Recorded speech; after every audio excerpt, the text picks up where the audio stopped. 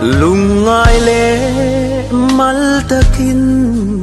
ni tin nun ichiar thina nguai na le ngui na chui thian ani tiro anh ti ka nghe akia nang dam ni her le ang mo ma se bay dom su inui le nghe yang idam le nghe idom ine thei nghe yang